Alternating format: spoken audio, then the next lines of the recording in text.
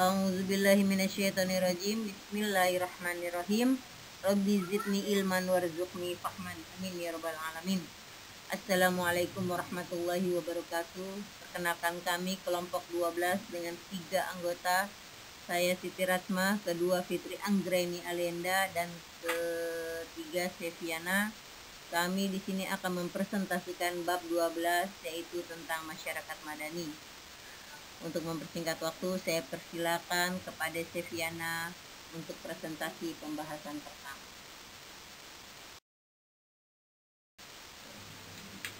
Pembahasan ke-1 oleh Seviana, NPM 2021-015224 tentang konsep masyarakat madani. Konsep masyarakat madani. Masyarakat madani merupakan sebuah wacana yang sudah berproses lama seiring proses modernisasi. Sebelum abad ke-18, masyarakat madani umumnya diartikan dan dipahami sama dengan negara. Setelah abad ke-18, mengalami pergeseran makna konsep masyarakat madani, dipahami sebagai entitas yang berbeda. Konsep masyarakat madani digunakan untuk memahami demokratisasi yang bersifat universal, mendominasi wacana politik di berbagai negara setelah keberhasilan gerakan pro-demokrasi.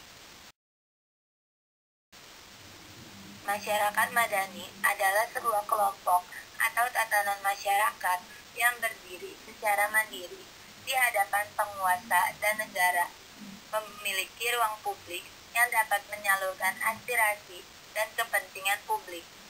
Menurut Nurholis Majid, masyarakat madani dari segi bahasa berbeda dengan masyarakat yang dibangun Rasulullah SAW. Masyarakat madani sangat identik dengan masyarakat kota yang mempunyai perangkai dinamis, sibuk, berpikir logis, berpola hidup praktis, dan berwawasan luas. Kesimpulan konsep masyarakat madani bersifat universal, sehingga perlu adaptasi apabila diwujudkan di Indonesia, karena konsep masyarakat madani lahir dari konsep masyarakat asing. Untuk pembahasan kedua, saya Siti Rasma dengan NPM 2021015000883 akan membahas dan mempresentasikan dasar pembentukan masyarakat madani menurut Al-Quran. Dalam Al-Quran, beberapa ayat yang berbicara tentang kemasyarakatan, pembentukan keluarga, dan bagaimana mengembangkan tatanan kemasyarakatan. Di antara ayat tersebut adalah surat Al-Hujurat ayat 13.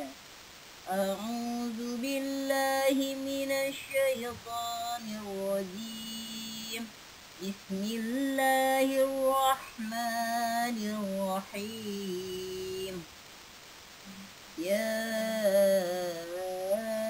ayyuhan nasu inna khalaqnakum min zakarin wa unsa wa ja'alnakum syu'uban wa qabaila lita'arafu. Inna akramakum indallahi atqakum.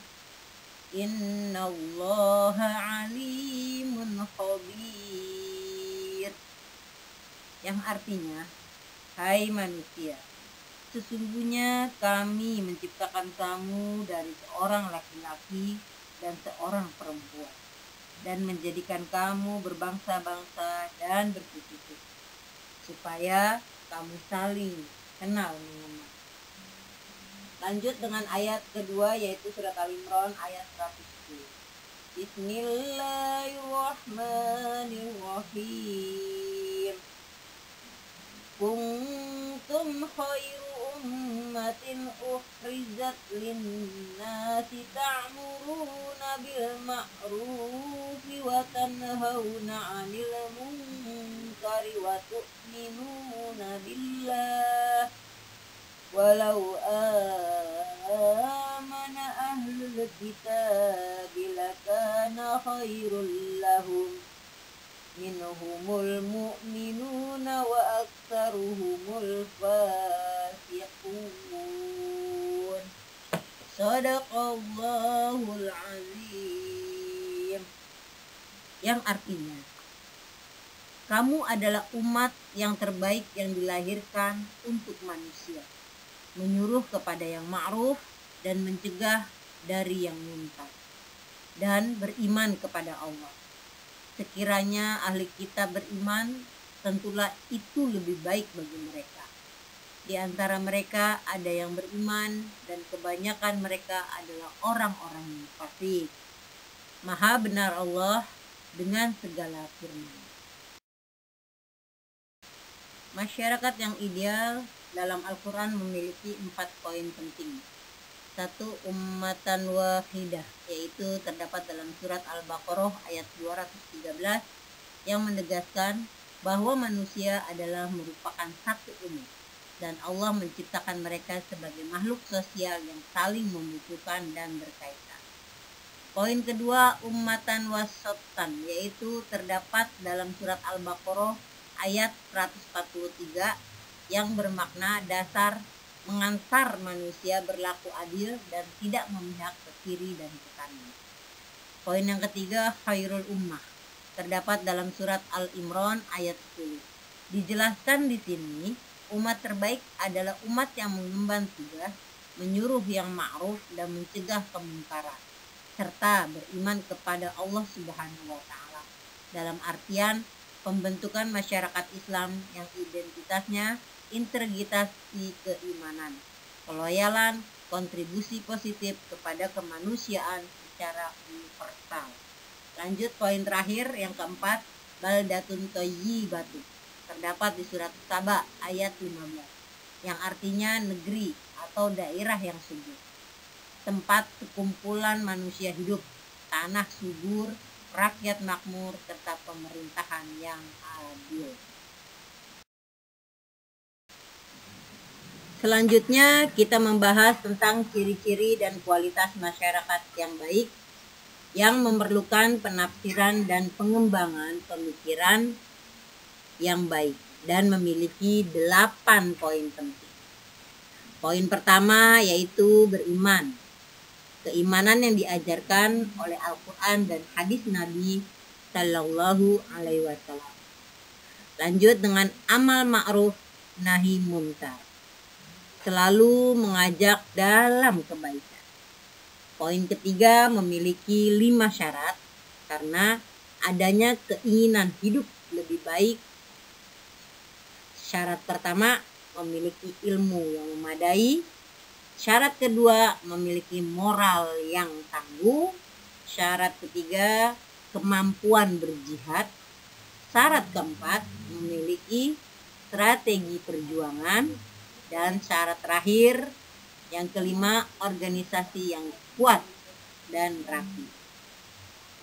Lanjut dengan poin keempat, berlaku jujur dan adil dalam menegakkan hukum pada diri sendiri dan masyarakat. Kemudian poin kelima, kasih sayang dan menabur kerahmatan baik yang bersifat simbolis atau praktis. Kemudian poin keenam, kesalehan pribadi dan sosial, yaitu memiliki sifat-sifat saleh seperti jujur, adil, qanaah, wara', pemaaf, dermawan, dan sebagainya terhadap sesama, sehingga masyarakat merasakan kebahagiaan hidup baik secara material maupun spiritual.